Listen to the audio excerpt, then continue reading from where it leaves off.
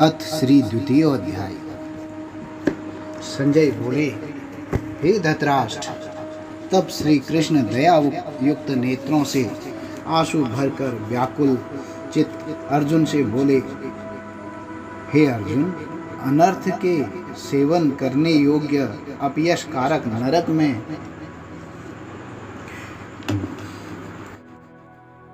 गिरने वाला मोह इस समय तुम्हारे मन में कहां से आया?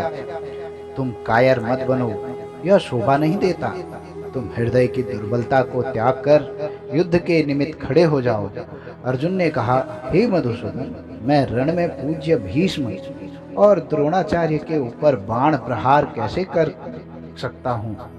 इस लोक में महात्मा गुरुजनों को न सताकर भीख मांग भोजन करना उत्तम है, लेकिन अर्थ की कामना के लिए तो गुरुजनों को मारकर उनके रक्त से सने भोगों को भोगूंगा। हम नहीं जानते कि युद्ध में कौन जीतेगा। यदि हम जीत भी लेंगे तो भी जिनको मार हम जीवित रहना नहीं चाहते, वही धृतराष्ट्र के पुत्र हमारे सामने प्रस्तुत हैं। दीनता से मेरी स्वाभाविक वृत्ति नष्ट हो गई है। धर्म के विषय में मेरा चित्त मोहित हो गया है। मैं आपसे पूछता हूँ, जिससे निश्चय करके मेरा भला हो वह मुझे समझा कर कहिए, क्योंकि मैं आपका शिष्य हूँ और आपकी शरण में हूँ। अतः मुझे ज्ञान शिक्षा दीजिए।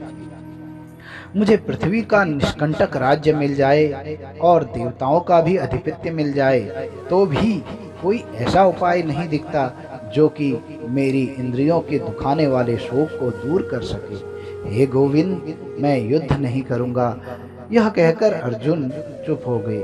संजय बोले, हे राजन, दोनों सेनाओं के बीच में खिन्न होकर बैठे अर्जुन से भगवान श्री कृष्ण ने यह वचन कहे, हे अर्जुन, जिसके लिए शोक नहीं करना चाहिए तू उसके लिए शोक करता है, और पंडितों के से वचन तो कहता है, परंतु पंडित लोग न तो मरे का शोक करते हैं न जीवित का। यह बात असंभव है कि मैं पहले न था, तुम भी न थे और ये राजा भी न थे और इसके बाद भी न रहेंगे। जैसे देवदारियों की इस देह का लड़कपन, जवानी, बुढ़ापा ये अवस्था होती है, वैसे ही मृत्यु के बाद दूसरी देह की भी होती है। इसलिए पंडित लोग शोक को प्राप्त नहीं होते। इंद्रियों का शब्दादि विषयों से संयोग जाड़ा, गर्मी आदि सुख दुख का देने वाला है।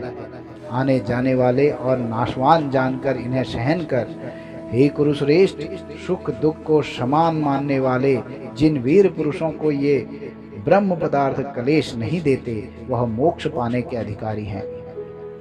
असत का तो अस्तित्व नहीं है और सत का अभाव नहीं है। इस प्रकार दोनों को ही तत्वज्ञानी पुरुषों ने देखा है। जिसमें यह सारा संसार व्याप्त है, उसका विनाश करने में कोई सामर्थ्य नहीं है। इस अविनाशी, अचिंत्य और नित्य जीवात्मा के ये सब शरीर नाशवान है। अतएव हे भारत, तुम युद्ध करो। जो पुरुष इस आत्मा को मारने वाला तथा जो मरने वाला मानते हैं, वो दोनों ही अज्ञानी हैं, क्योंकि यह आत्मा न मरती है न मारती है। आत्मा न कभी जन्मती है न मृत्यु को प्राप्त होती है, न कभी मरेगी न कभी जन्मी थी। यह अजन्मा, नित्य, कभी न घटने बढ़ने वाली और सनातन है। शरीर के नष्ट होने पर भी वह नाश को प्राप्त नहीं होती। जो पुरुष इस आत्मा को नित्य, अविनाशी, निर्विकार और अजन्मा जानता है, वह किसको घात करवाएगा और किसको मारेगा? जिस प्रकार मनुष्य पुराने वस्त्र फेंक कर नए वस्त्र ग्रहण करता है, उसी प्रकार आत्मा पुरानी देह को छोड़कर नई देह धारण करती है। आत्मा को शस्त्र नहीं काट सकते हैं, अग्नि जला नहीं सकती है, जल भिगो नहीं सकता। वह ना भीग या गल सकती है और न सूख सकती है। यह अविनाशी, सर्वव्यापी, स्थिर, अचल और सनातन है। यह इंद्रियों से जानी नहीं जा सकती। यह कल्पना से भी परे है और इनमें हेर फेर नहीं हो सकता। इसलिए ऐसा जानते हुए तुम्हें शोक करना उचित नहीं है। महाबाहो, यदि तुम इस आत्मा को नित्य जन्म लेने वाला, मरने वाला मानते हो तो शोक नहीं करना चाहिए, क्योंकि जो जन्मा है उसकी मृत्यु है और जिसकी मृत्यु हुई है उसका जन्म होना निश्चित है। अतः जो बात अनिवार्य है उसके लिए शोक करना व्यर्थ है। जन्म लेने से पहले क्या था किसी को मालूम नहीं, मध्य में कुछ प्रकट होता है और फिर मरने से पीछे क्या होगा कोई नहीं जानता। ऐसी दशा में किसी बात का शोक करना क्या तुमको उचित है? कोई मनुष्य तो इस आत्मा को आश्चर्य से देखता है, आश्चर्यवत वर्णन करता है, कोई आश्चर्यवत मानकर सुनता है, परंतु कोई देख कह वह सुनकर भी भली प्रकार नहीं जानता है। सबके शरीर में यह आत्मा नित्य अविनाशी है। अतः सब प्राणियों के लिए तुमको शोक करना उचित नहीं है, क्योंकि क्षत्रियों को धर्मपूर्वक युद्ध से बड़ा और कुछ भला करने वाला नहीं है। हे पार्थ, बिना इच्छा किए स्वर्ग का द्वार रूप युद्ध तुमको स्वतः प्राप्त हुआ है। ऐसा सुअवसर भाग्यवान क्षत्रियों को ही मिलता है। यदि तुम अपने धर्म के अनुसार इस संग्राम को न करोगे तो अपना धर्म और बड़ाई खो बैठोगे और पाप को प्राप्त होगे। सब लोग सदा तुम्हारी अपकीर्ति करेंगे और प्रतिष्ठा वाले पुरुषों के लिए अपयश का होना मृत्यु से भी बढ़कर है। तब ये महारथी समझेंगे कि अर्जुन डर कर संग्राम से भाग गया और सब लोग तुम्हारे पराक्रम की निंदा करते हुए अनेक तरह से दुर्वचन कहेंगे। इससे बढ़कर दुख तुमको क्या होगा? यदि युद्ध में नष्ट हो गए तो स्वर्ग के भागी होगे और जीतने पर पृथ्वी का राज्य भोगोगे। इसलिए युद्ध के निमित्त दृढ़ प्रतिज्ञा होकर खड़े हो जाओ। दुख सुख लाभ हानि जय पराजय इन सब को समान समझकर युद्ध के लिए तैयार हो जाओ। ऐसा करने से तुम पाप को प्राप्त नहीं होगे। हे पार्थ, यह ज्ञानोपदेश ज्ञान योग के विषय में तुझसे कहा गया। अब निष्काम कर्म योग के विषय में सुनो, जिस ज्ञान को पाकर कर्म बंधन से तेरी मुक्ति होगी। कर्म योग मार्ग में एक बार प्रारंभ किए कर्म का नाश नहीं होता और विघ्न पड़ने पर भी शुभ फल तथा इस कर्म का केवल प्रारंभ ही संसार के भय से छुड़ाकर पूर्ण ब्रह्मा प्राप्त कराता है। निश्चय करने वाली बुद्धि इस निष्काम कर्म में एक ही कामना वाले पुरुषों की बुद्धि एकाग्र नहीं रहती, उसकी शाखा प्रशाखाएं होती हैं। ऐसी दशा में मनुष्य संदेह में रह जाता है। स्वर्ग सुख को ही जो उत्तम पुरुषार्थ समझते हैं, उनका कामनाओं से चित्त व्याकुल होने के कारण निश्चयात्मक बुद्धि से मोक्ष साधना उत्पन्न नहीं होती, कारण कि उनका चित्त भोगादि में सदैव मग्न रहता है। जिन मनुष्यों का चित्त इस प्रकार मोह में लिप्त है और जिनकी आसक्ति भोग विलास और ऐश्वर्य में है, ऐसे पुरुषों के अंतःकरण में निश्चयात्मक बुद्धि नहीं होती। हे अर्जुन, वे त्रिगुणात्मक हैं, तुम निष्काम हो जाओ। दुख सुख को समान जानकर नित्य क्षेम आदि स्वार्थों में न पड़कर धीरजवान और आत्मनिष्ठ हो जाओ। तुमको केवल कर्म करना चाहिए, तुम्हारे अधिकार में फल नहीं है। तुम न तो फल की अभिलाषा में काम करो और न निकम्मे ही रहो। फल की आशा त्याग कर कर्म की सफलता व असफलता को समान समझकर तुम योगस्थ होकर कर्म करो। फल की इच्छा रखने वाले निकृष्ट होते हैं। निष्काम करने वाला पुरुष ईश्वर कृपा से इसी संसार में सुकृत तथा दुष्कृत इन दोनों ही का त्याग कर देता है, जो सब कर्मों में कल्याणकारक है। कर्म फल को त्याग कर ही बुद्धि युक्त ज्ञान का पुरुष जन्म बंधन से हटकर मोक्ष को पाते हैं। जब तुम्हारी बुद्धि मोहवन के बाहर निकल जाएगी, तब तुम्हारा मन आगे होने वाली तथा हुई बातों से विरक्त हो जाएगा।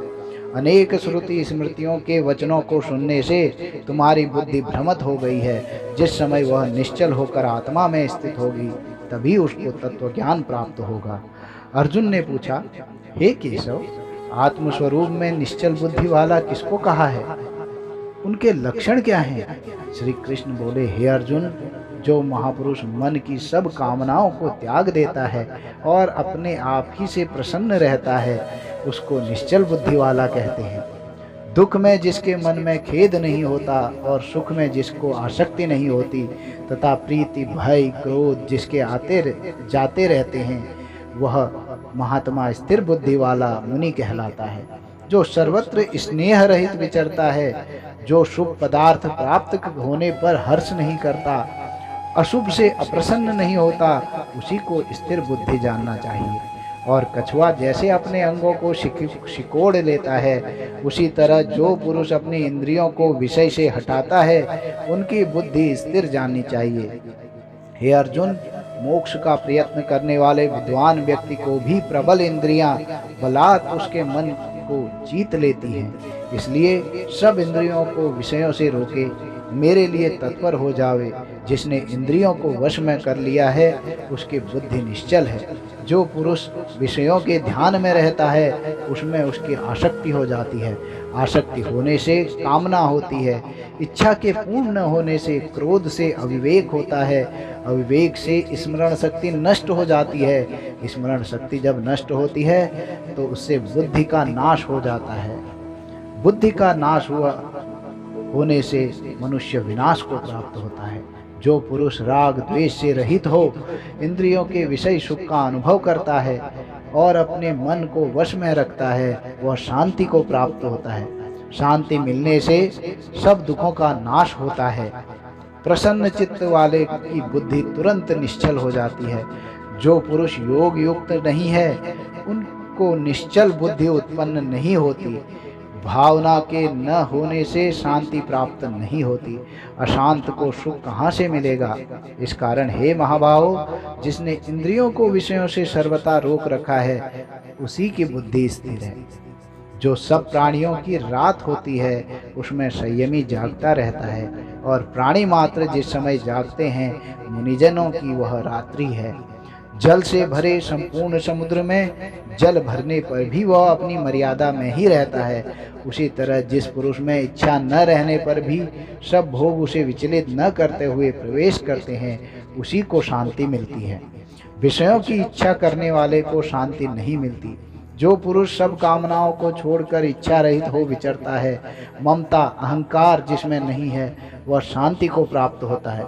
हे पार्थ, ब्राह्मी स्थिति यही है। ऐसी स्थिति मिल जाने पर प्राणी फिर मोह में नहीं फंसता और अंत समय में निर्वाण ब्रह्म को प्राप्त होता है। बोलो भगवत वासुदेव भगवान की जय। अत श्री द्वितीयो